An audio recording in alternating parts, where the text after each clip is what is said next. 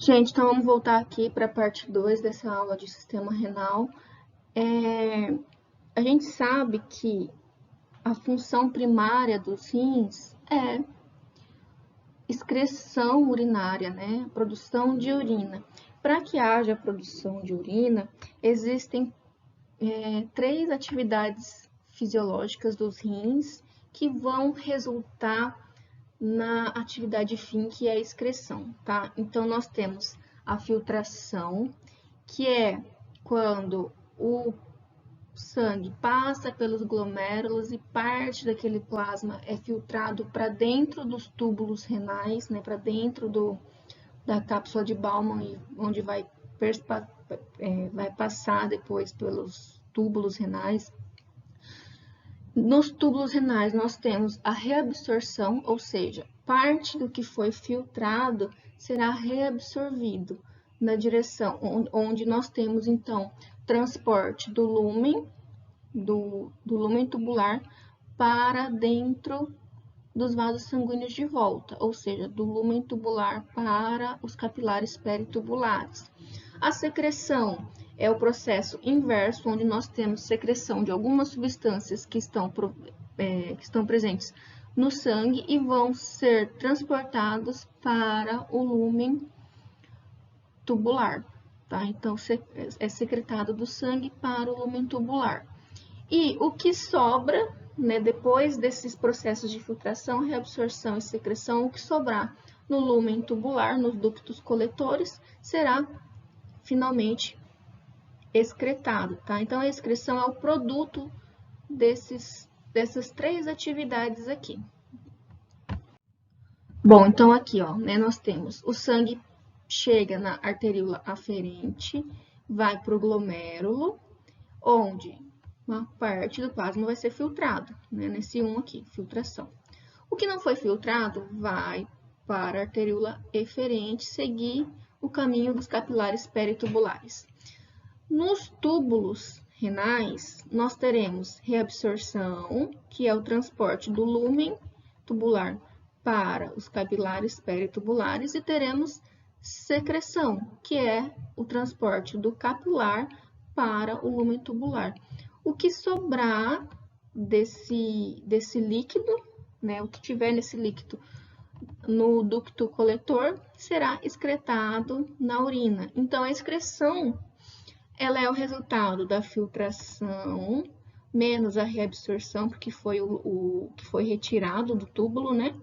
Mais a secreção, o que foi adicionado no túbulo, no lumen tubular.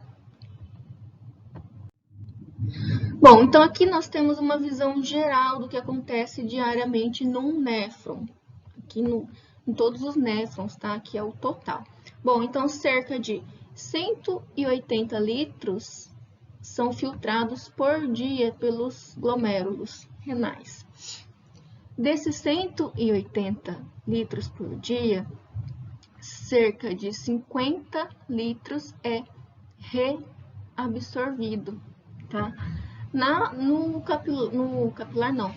No túbulo proximal existe existe reabsorção de soluto e reabsorção de água que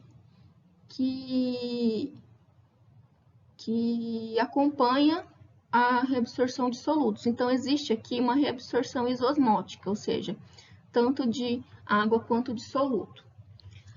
Passando pelo túbulo, né, pela alça de Henle, nós temos reabsorção de água e de solutos. Aqui ocorre uma reabsorção maior de soluto, fazendo com que chegue um volume aqui no túbulo distal mais hiposmótico, tá? Ou seja, ficou mais água do que soluto no lumen, porque os solutos foram mais reabsorvidos aqui na alça de Henle. Com isso, nós temos, então, um líquido hiposmótico, cerca de 18 litros por dia chega de filtrado nos túbulos distais. Então, imagina, de 180 chega 18 litros. O restante foi tudo sendo reabsorvido, junto com os solutos, né? E aí, no túbulo distal e no ducto coletor, nós teremos uma regulação, tá? Se for necessário reabsorver água, terão reabsorção controlada por hormônios de água. Se for necessário reabsorver mais sódio, potássio, por exemplo, terá então uma reabsorção controlada por hormônios aqui. Então, no túbulo distal, no ducto coletor, existe uma regulação do balanço de sal e de água. A reabsorção nas outras extremidades, né, nas outras porções do néfron, ocorre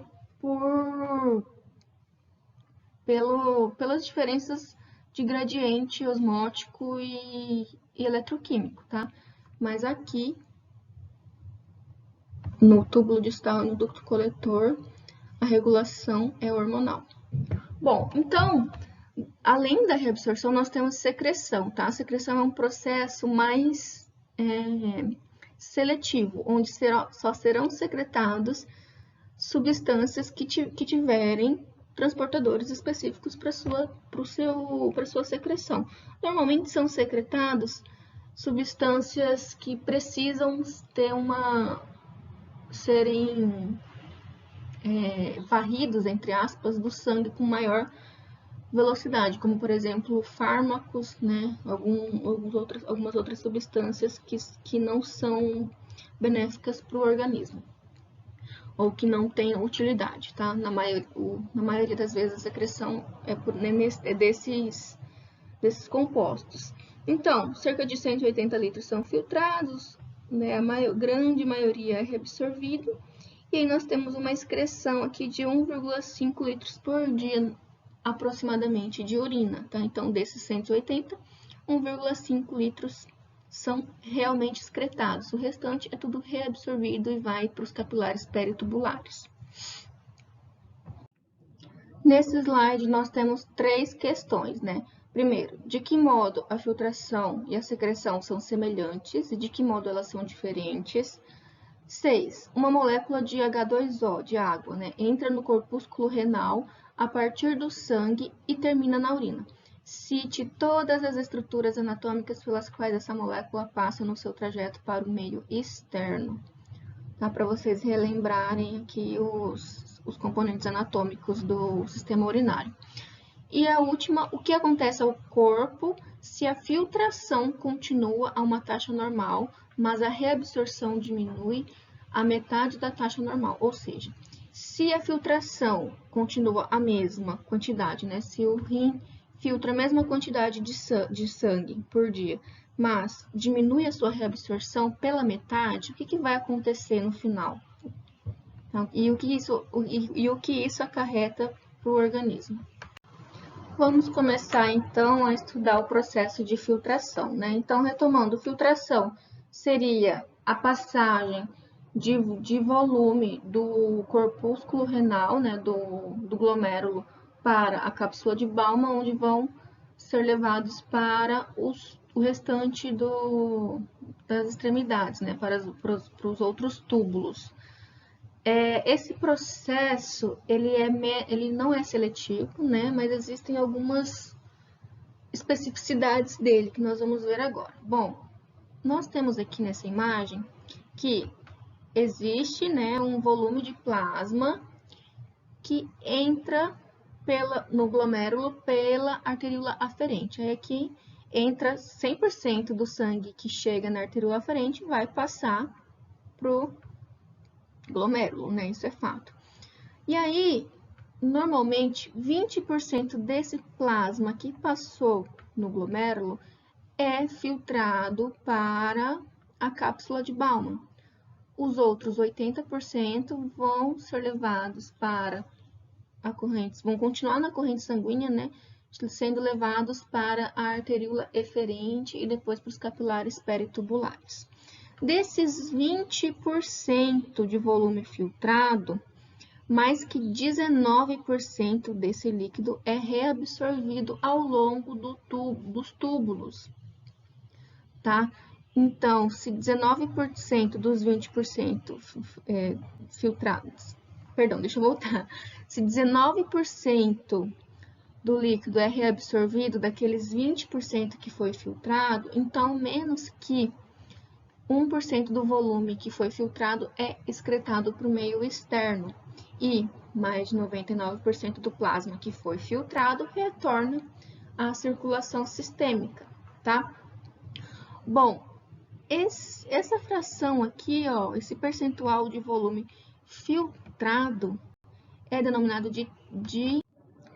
Então, aqui, gente, nessa imagem, nós temos, né, o processo de filtração e reabsorção, né? Então, aqui nós temos que o sangue chega pela arteríola aferente, né? Então, chega o 100% do sangue que chega na arteríola aferente vai passar para o glomérulo, certo?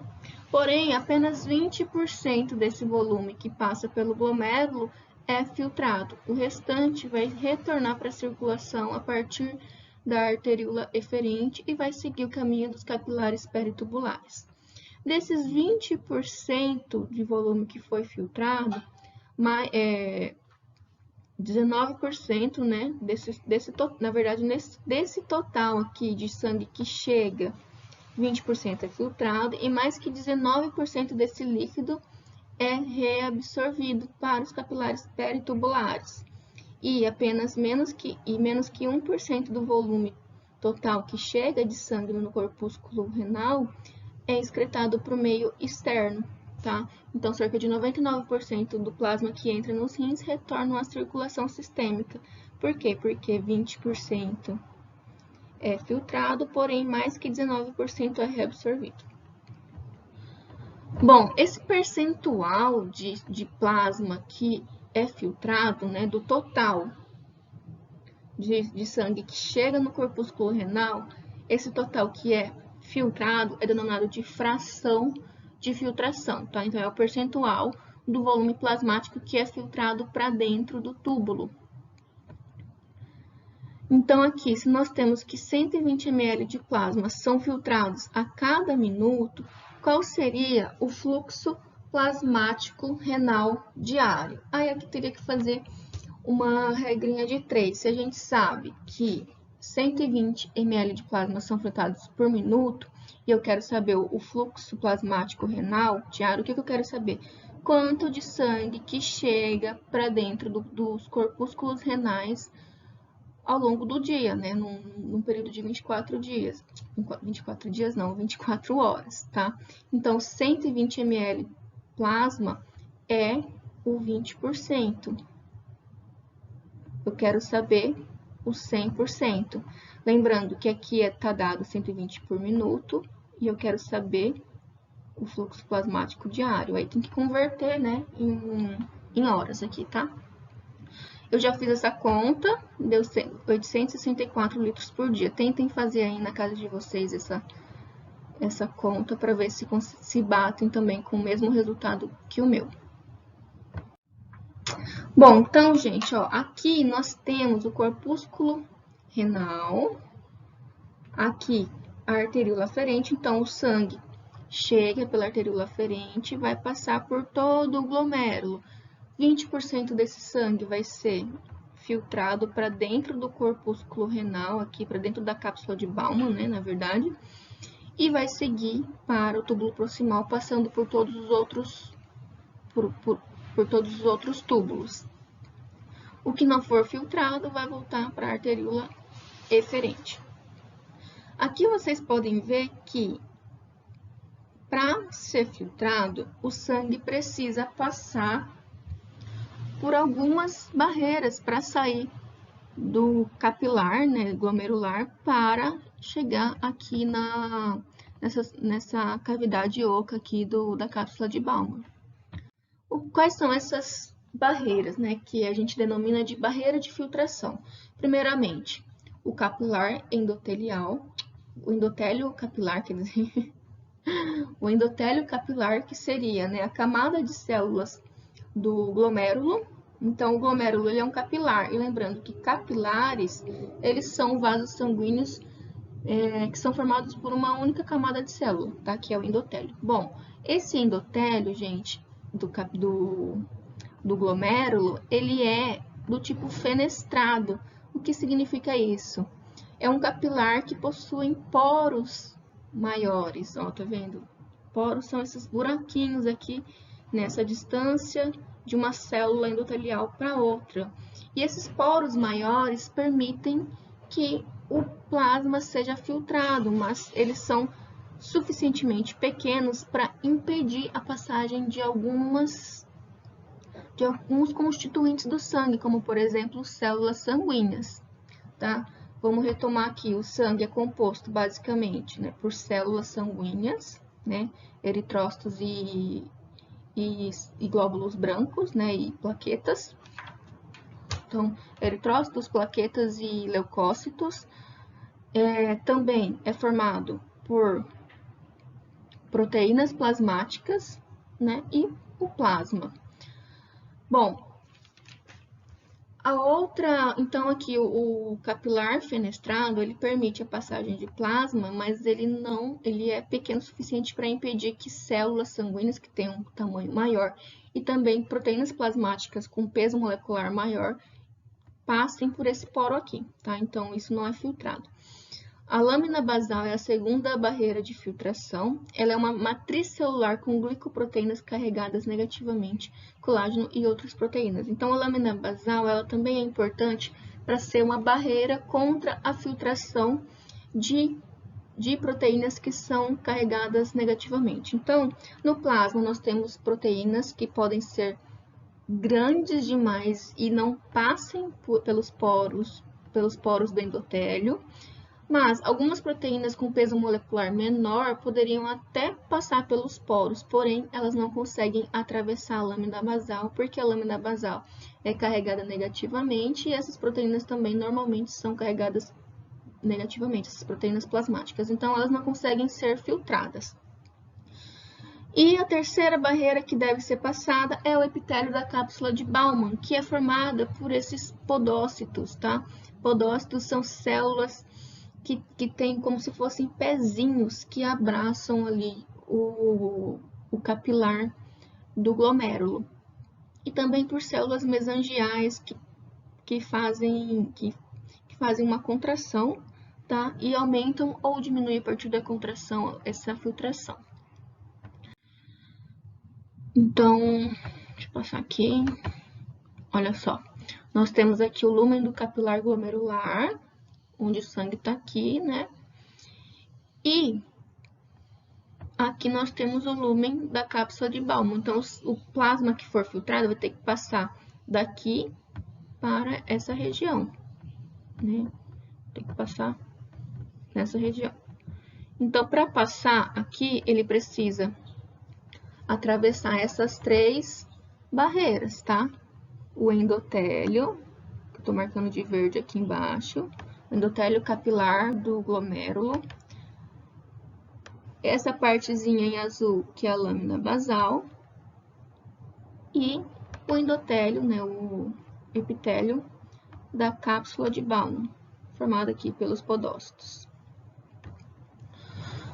E a célula mesangial, ó, tá vendo ela aqui? Quando ela contrai, ela diminui a superfície de filtração, diminuindo a filtração.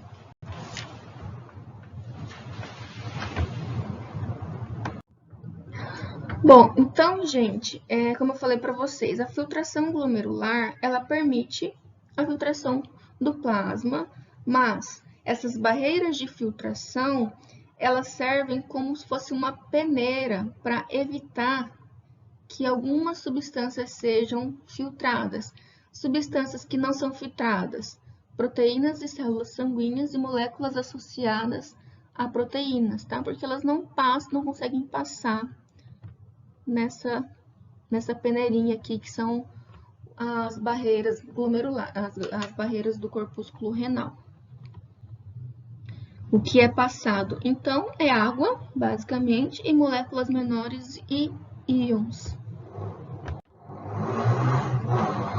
Deixa eu passar essa moto.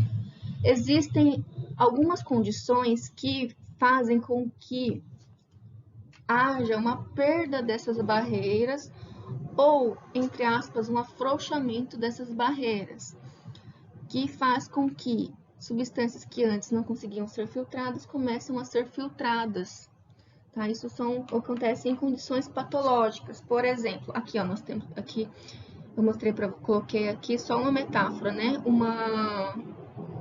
Esqueci como chama isso, uma peneira que tem fenestras maiores, tá vendo? Ó? E aí permite que substâncias maiores consigam passar por essa peneira. Antes era aquela peneirinha com poros menores e aí substâncias grandes não passavam. E agora tá escapando por essa peneira, porque a peneira tem uma graduação maior, né? Isso pode acontecer com o rim. Por exemplo, em situações inflamatórias, quando existe alguma inflamação renal, por exemplo, pode desencadear aumento da permeabilidade capilar lá no glomérulo e isso permitir a passagem, por exemplo, de proteínas, ou quando existe degradação mesmo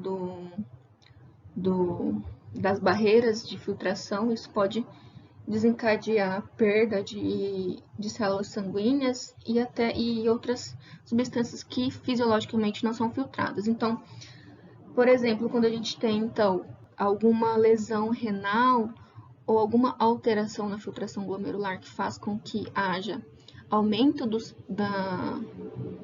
poros aqui de filtração, a gente pode encontrar na urina presença de proteínas, por exemplo, e aqui, ó, nessa urina aqui, nós temos grande quantidade de proteína. Como que eu sei?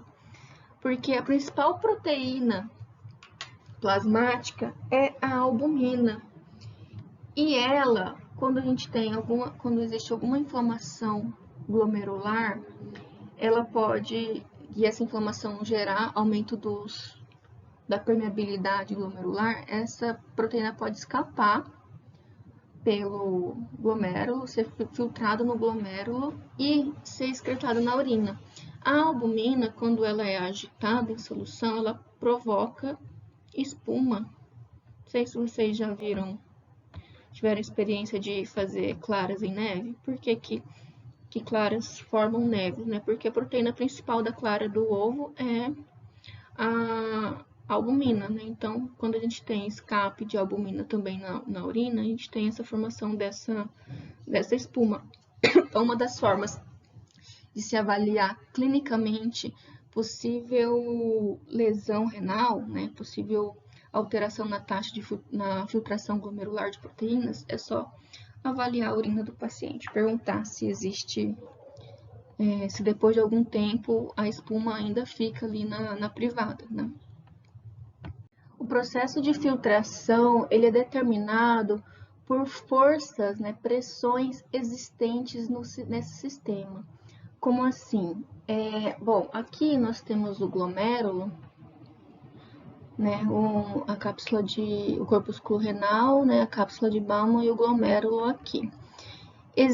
Para que haja filtração, é necessário ter uma pressão resultante na direção, que coloque o líquido na direção para fora do glomérulo, certo? Que filtre esse líquido.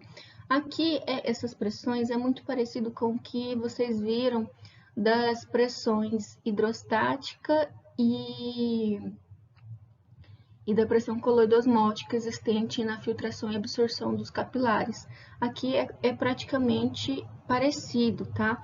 Então, nós temos uma pressão hidrostática que é resultada pelo próprio fluxo sanguíneo nos glomérulos, tá? E nós temos uma pressão hidrostática de mais ou menos 55 milímetros de mercúrio.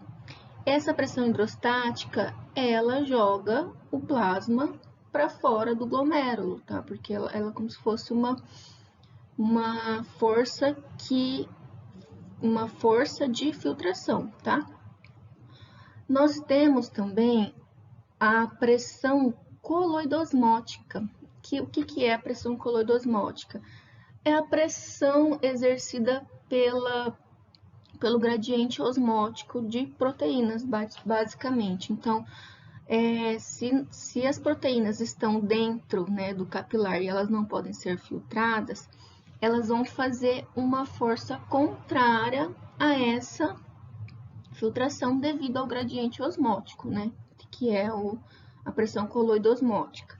Bom, então nós temos uma pressão a favor da filtração, que é a hidrostática do glomérulo, pressão hidrostática do glomérulo, a pressão coloidosmótica do glomerular e uma outra pressão, que é a pressão capsular, que é uma pressão hidrostática. Quando o plasma é filtrado, existe, né, então, um líquido aqui dentro, na cápsula de Bowman, que vai fazer uma pressão contrária à filtração, uma pressão hidrostática contrária à filtração, tá?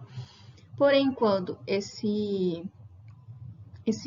plasma é filtrado, o volume que é filtrado ele vai ser empurrado adiante nos túbulos. Então, a pressão hidrostática da cápsula de Bowman ela é bem menor do que a pressão hidrostática glomerular.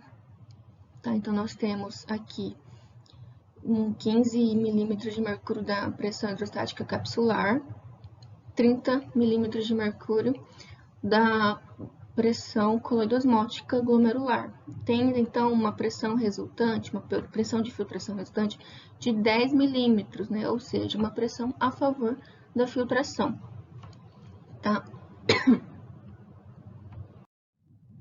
Pessoal, então, se ocorre a filtração resultante para fora dos capilares glomerulares, então você sabe que a pressão hidrostática do capilar deve ser maior, menor ou igual à pressão coloidosmótica capilar. Lembrando o que cada pressão faz, né? Se elas são complementares, elas são opostas ou não. Então, pensando nessas duas pressões, vocês acham que se tiver filtração resultante, a pressão hidrostática deve ser maior ou menor que a pressão coloidosmótica? Bom, 4. Se ocorre reabsorção resultante para dentro do capilar peritubular, aqui mais especificamente lá no túbulo renal, tá? Nos túbulos proximais, né? Túbulo nas alças de Henle, lá na parte dos túbulos. Então, se ocorre reabsorção naquelas partes resultantes para fora do capilar peritubular, para dentro do capilar peritubular, então a pressão hidrostática capilar deve ser maior, menor ou igual à pressão coloidosmótica capilar. Pessoal, esse volume do líquido filtrado para dentro da cápsula de Bowman quando em unidade de tempo, né? Então o volume filtrado em uma determinada unidade de tempo é o que a gente denomina de taxa de filtração glomerular, tá? Que é a TGF. Então, a TGF é os litros, né? Os ml por minuto, ou litros por dia. O normal é que nós tenhamos aproximadamente uma TGF de 125 ml por minuto, ou 180 litros por dia, tá? Ou seja, cerca de 125 ml de plasma filtrado nos glomérulos ou 180 litros por dia filtrados no glomérulo. Isso equivale a 60 vezes o volume total de sangue. Então, é muito sangue que é filtrado, né, pelo glomérulo. Ele filtra todo o sangue cerca de 2,5 vezes a cada 1 hora. Se não houvesse reabsorção, né, se a gente filtrasse tudo isso e não houvesse a reabsorção de 99% desse volume, nós perderíamos todo o plasma em apenas 24 minutos, né, porque já aquele que a gente, em 1 hora, a gente filtra 2 vezes mais, né, 2 vezes o sangue. E essa filtração, essa taxa de filtração glomerular, ela depende da pressão de filtração resultante, que é o que a gente viu, certo? Então, a pressão de filtração resultante, ela é determinada pela pressão hidrostática glomerular, pela pressão coloidosmótica glomerular e pela pressão hidrostática capsular. A pressão coloidosmótica, normalmente, ela é constante, né? A pressão exercida pelas proteínas é constante, a não ser que sejam situações muito específicas, como, por exemplo, uma desnutrição proteica em que tem redução dos níveis plasmáticos de proteínas, ou em situações em que existe alguma disfunção hepática, né, porque a maioria, né, a maioria das proteínas plasmáticas são sintetizadas pelo fígado, então em casos de insuficiência hepática, por exemplo, em que há alteração na síntese de proteínas e redução dessas proteínas, isso pode desencadear uma alteração na pressão coloidosmótica, mas isso são em situações muito específicas, né? Em situações fisiológicas, a pressão coloidosmótica é constante. O que então vai promover a pressão, vai determinar, né, vai modificar ou modular, né, a pressão de filtração resultante será a pressão hidrostática do glomérulo, e ela é influenciada pelo fluxo renal, tá? Então, pela quantidade de sangue que chega pela arteríola aferente e também pela pressão arterial. Porque se a gente aumenta a pressão arterial, a pressão hidrostática também vai aumentar, né? A pressão exercida pelo fluido vai aumentar e isso faz com que a pressão hidrostática seja maior. E se a gente aumenta a quantidade de sangue que chega para dentro do glomérulo, isso consequentemente vai aumentar também a pressão hidrostática, fazendo com que a pressão de filtração resultante também aumente, já que a gente não tem alteração nas outras pressões. E, além da pressão de filtração resultante, o que determina a taxa de filtração glomerular é o coeficiente de filtração.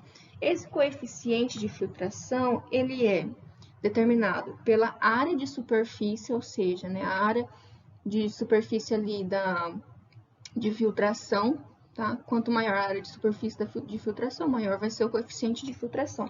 E também é determinado pela permeabilidade das barreiras, né? Então, a gente viu lá aquelas 3 barreiras. Quanto mais permeável aquelas barreiras, maior vai ser a taxa de filtração glomerular, tá? Normalmente, o coeficiente de filtração também é constante, a não ser que tenhamos alguma alteração patológica ali, alguma outra alteração muito específica. Como falei, né, área de superfície, permeabilidade, pressão hidrostática, né, do capilar. Então, sabendo que o fluxo renal, né, o fluxo sanguíneo renal, ele influencia na taxa de filtração glomerular, a gente tem, então, um mecanismo de controle dessa taxa de filtração glomerular ao regular esse fluxo sanguíneo renal. Como que a gente regula fluxo sanguíneo? Alterando o calibre dos vasos. Se a gente, aqui, ó, se a gente tem, né, a gente tem a arteríola aferente. Se a gente faz vasoconstrição na arteríola aferente, nós aumentaremos a resistência dessa arteríola ao fluxo e, consequentemente, vai diminuir o fluxo sanguíneo, porque a gente está aumentando a resistência dele. E aí, o fluxo vai ser desviado para outros órgãos. Menos sangue vai chegar pela arteríola aferente, menos sangue vai passar pelo glomérulo, diminuindo a pressão hidrostática e, consequentemente, diminuindo a taxa de filtração glomerular. Então, se a gente faz vasoconstrição na arteríola aferente, isso aumenta a resistência arterial e diminui a pressão hidrostática, acarretando numa menor taxa de filtração glomerular. Se a gente faz o contrário, né, se faz uma vasodilatação dessa arteríola aferente, maior quantidade de sangue vai chegar, porque a resistência vai diminuir, aumentando a pressão hidrostática e, consequentemente, aumentando a taxa de filtração glomerular. Aqui nessa imagem, né, a gente teve uma vasoconstrição, diminuiu o fluxo pela arteríola aferente e o fluxo sanguíneo foi desviado para outros órgãos. Agora, se a gente tem, ao invés de uma regulação na arteríola aferente, a gente tem uma regulação na arteríola eferente, ou seja, Se a gente tem uma vasoconstrição aqui na arteríola eferente, o que vai acontecer? Menor quantidade de sangue vai sair do glomérulo, então é como se acumulasse mais sangue no glomérulo, fazendo com que aumente a pressão hidrostática e aumente a taxa de filtração glomerular. Então, aqui, se a gente faz vasoconstrição na arteríola eferente, vou voltar a falar de novo. Faz vasoconstrição, a gente aumenta a resistência, certo? Se a gente aumenta a resistência... Ai, meu Deus, difícil. Precisava de um mouse. Bom, se a gente aumenta a resistência a esse fluxo, menor quantidade de sangue vai sair do glomérulo. Se menor quantidade de sangue sai do glomérulo, então eu tenho maior quantidade de sangue circulando, o que aumenta a pressão hidrostática. A pressão hidrostática aumenta. Consequentemente, a gente vai ter maior fluxo aqui, né? Maior taxa de filtração glomerular. Agora, se a gente tem a vasoconstrição na arteríola aferente, aqui, aí vai ser o contrário, porque se a gente faz vasoconstrição aqui, menor quantidade de sangue chega nos glomérulos e ocorre a diminuição da pressão hidrostática, tá? Então, uma das principais formas de se regular a taxa de filtração glomerular é provocando a vasoconstrição da arteríola aferente. Se tem vasoconstrição da arteríola, vasoconstrição ou vasodilatação da arteríola eferente, isso vai promover alteração na taxa de filtração glomerular, mas normalmente o que acontece no organismo é uma regulação na arteríola aferente, que é mais comum, tá? Então, vasoconstrição na arteríola aferente provoca diminuição da taxa de filtração glomerular e vasodilatação provoca aumento da taxa de filtração glomerular. Bom, questão: por que a pressão osmótica do plasma nas arteríolas eferentes é maior do que nas arteríolas aferentes? Pensem aí no processo de filtração e aí respondam por que a pressão osmótica do plasma nas arteríolas eferentes é maior do que nas arteríolas aferentes. Gente, bom, pensando que se a gente tem aumento da pressão sanguínea, isso aumenta também a taxa de a pressão hidrostática, certo? Se a gente aumenta a pressão arterial, né, a gente aumenta consequentemente a pressão hidrostática. Porém, quando a gente tem um aumento na pressão arterial, a gente não vê, dentro de uma certa variação de pressão arterial, a gente não vê alteração da taxa de filtração glomerular. Por quê?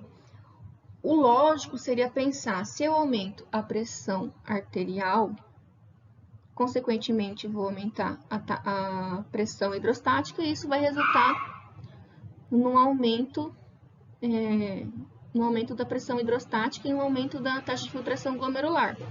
Porém, isso não acontece na nossa fisiologia, tá? Então, quando a gente tem aumento da pressão sanguínea, existe uma regulação que faz com que a taxa de filtração glomerular mantenha-se constante, tá?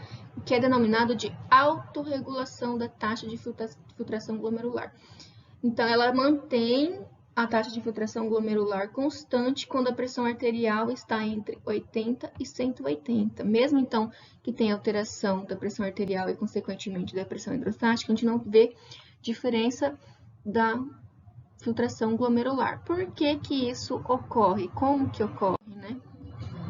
Bom, então, se a taxa de filtração glomerular é aproximadamente 180 litros por dia e a reabsorção é de 178,5 litros por dia, nós temos uma excreção de 1,5 litro de urina, né? Como nós vimos anteriormente.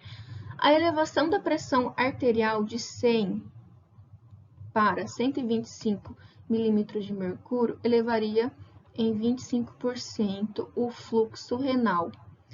Se a gente aumentaria o fluxo renal, isso consequentemente aumentaria a pressão hidrostática lá no glomérulo e, consequentemente, teria aumento da taxa de filtração glomerular, pensando logicamente, né? E aí a taxa de filtração glomerular seria de 225 litros por dia, devido a esse aumento de 25% do fluxo renal. Se não houver nenhuma alteração da reabsorção, a gente teria então uma excreção de 46 litros e meio, que corresponderia a 3 litros. E o volume sanguíneo, perdão, é de 3 litros. Se ocorresse isso de fato, nós perderíamos o volume corporal muito rapidamente, numa alteração de 25 milímetros de mercúrio de pressão arterial, que é uma alteração relativamente normal de se acontecer ao longo do dia, né? Então, nós perderíamos muito fácil e muito rapidamente o volume corporal. Mas isso não ocorre porque nós temos uma autorregulação, que é para evitar essas perdas excessivas durante as variações fisiológicas da pressão arterial ao longo do dia. Então, essa autorregulação da taxa de filtração glomerular, ela pode se dar por resposta miogênica e por retroalimentação túbulo-glomerular. Bom, então, recapitulando, a taxa de filtração glomerular, normalmente, ela é constante, tá? Então, mesmo que tenha oscilações da pressão arterial, nós temos a taxa de filtração glomerular inalterada devido à autorregulação.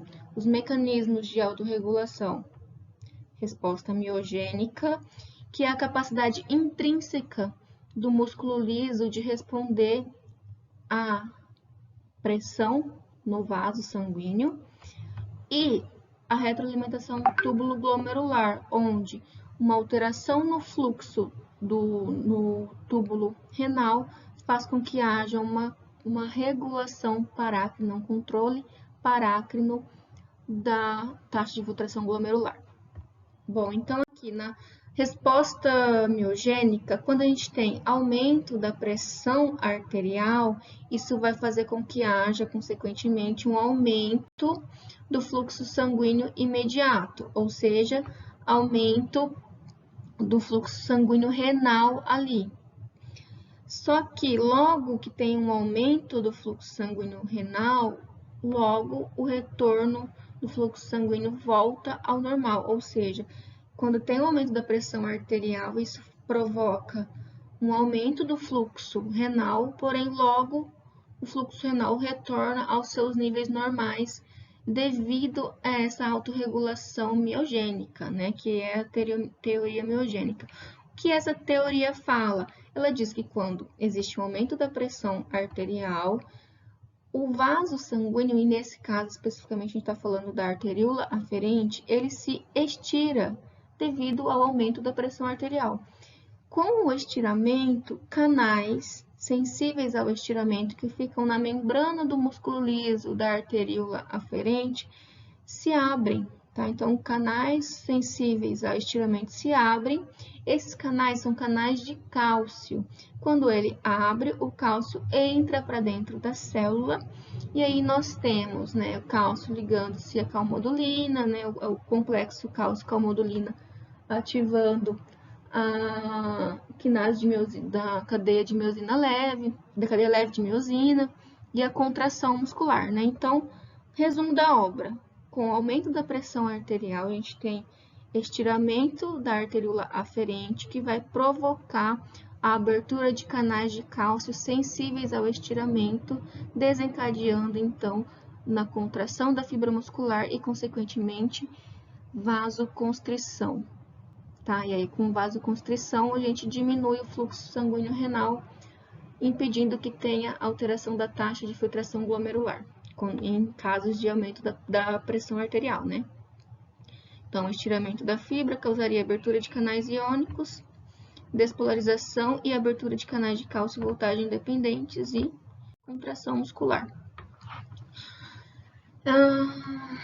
A Aqui nós temos a retroalimentação túbulo-glomerular, que é desencadeada por aquele conjunto, né, de células tubulares que ficam na região do túbulo glomerular, tá? Aqui nessa região aqui, túbulo glomerular. Nessa região nós temos, né, o ramo ascendente da alça de Henle em contato direto com as arteríolas aferentes e eferente, tá? Existem essas células do túbulo renal, né, da alça de Henle, que estão em contato direto com esses vasos, são denominadas de células da mácula densa. Quando a gente tem um aumento da filtração glomerular, isso vai provocar um aumento do fluxo desse filtrado no túbulo, que vai passar chegando até essa região. Então, essas células, né, da mácula densa detectam o fluxo tubular distal e liberam substâncias parácrinas que afetam o diâmetro da arteríola aferente.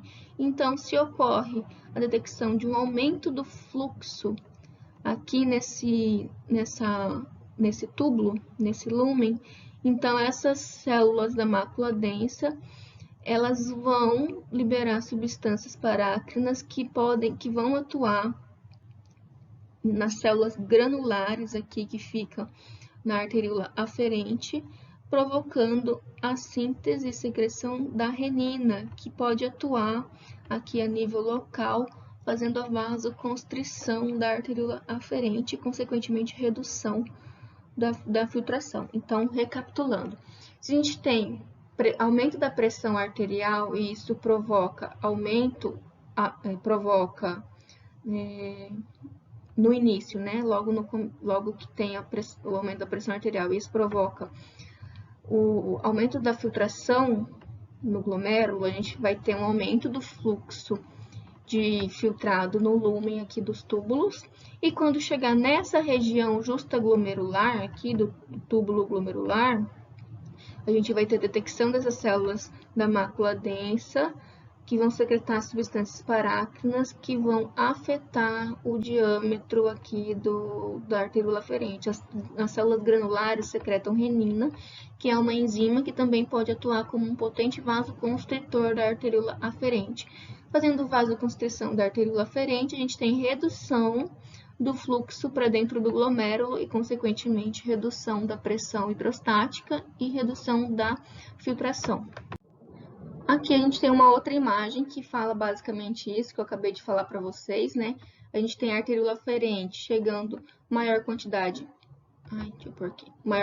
de sangue para dentro do glomérulo, fazendo com que haja aumento da filtração glomerular, em casos de pressão arterial elevada, tá? Com o aumento dessa filtração, a gente vai ter aumento do fluxo do filtrado passando pelos túbulos, chegando aqui na alça ascendente da alça de Henle, logo bem próximo aqui no aparelho justamedular, nós teremos então as células da mácula densa detectando esse aumento do fluxo nesse local.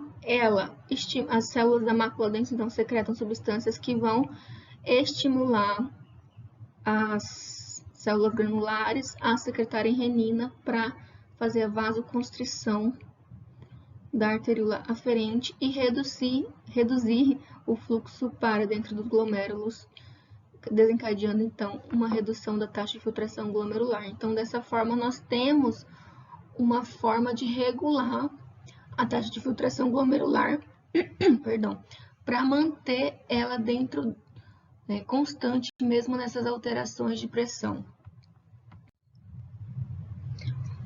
Bom, quando a gente tem diminuição da pressão arterial, isso diminui a pressão hidrostática glomerular, diminuindo a filtração glomerular.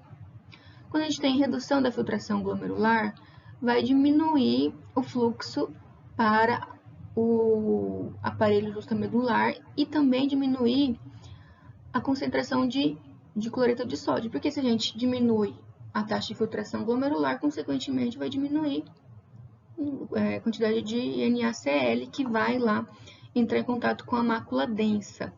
A mácula densa, então, estimula a secreção de renina pelas células granulares. A renina, ela estimula a produção de angiotensina 2 através, né, tem uns intermediários nessa via, mas vai culminar, né, o aumento da renina vai culminar no aumento da angiotensina 2 e vai provocar aumento da resistência arteriolar eferente.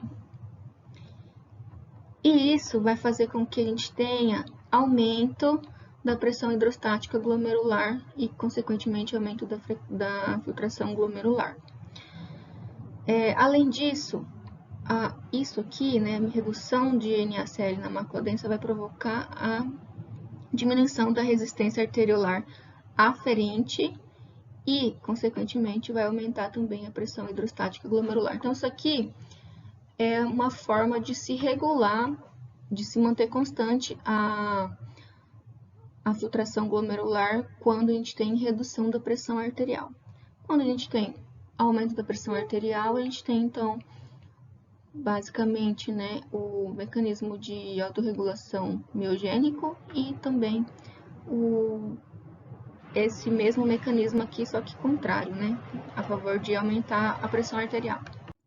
Além da autorregulação da taxa de filtração glomerular, nós temos também um controle neurohormonal, que pode se dar por noradrenalina ou adrenalina, tá? Então, noradrenalina e adrenalina ligam-se a receptores do tipo alfa-adrenérgico na arteríola aferente, provocando vasoconstrição. Então, se a gente tem estímulo simpático ou aumento das concentrações circulantes de adrenalina, a gente tem também vasoconstrição na arteríola aferente, diminuindo, então, a taxa de filtração glomerular. Isso explica, por exemplo, por que quando a gente está em atividade física, a gente não sente tanta vontade de fazer xixi, por exemplo, né? Porque tem essa regulação aqui da taxa de filtração glomerular. A gente tem também angiotensina 2, né, que é um produto ali da via da renina, angiotensina, aldosterona. Então, quando a renina ela é secretada pelas células granulares, ela vai clivar o angiotensinogênio, que é uma proteína produzida pelo fígado, né? Então, ela cliva o angiotensinogênio, produzindo angiotensina 1. Essa angiotensina 1 ela é transformada em angiotensina 2 por uma outra enzima, que é a enzima conversora de angiotensina.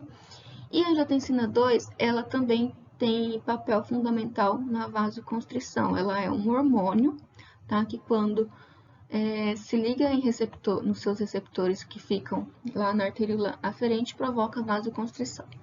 Prostaglandinas, que são substâncias importantes para inflamação, por exemplo, a reação inflamatória, ele provoca vasodilatação.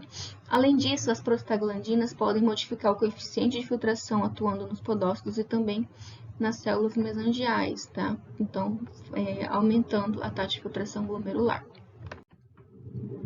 Bom, esse aqui é o final da nossa aula, né? Terminamos com essas duas questões. Se a pressão arterial sistêmica permanece constante, mas a arteríola aferente de um néfron sofre vasoconstrição, o que acontece com o fluxo renal e a taxa de filtração nesse néfron? 10. O que você acha que acontece com a taxa de filtração glomerular com o paciente cirrótico? Cirrótico, né, é o paciente que tem cirrose. Cirrose é falência do fígado, tá? Bom, gente, a aula de hoje era só isso, tá? Obrigada pela atenção de vocês e até a próxima aula.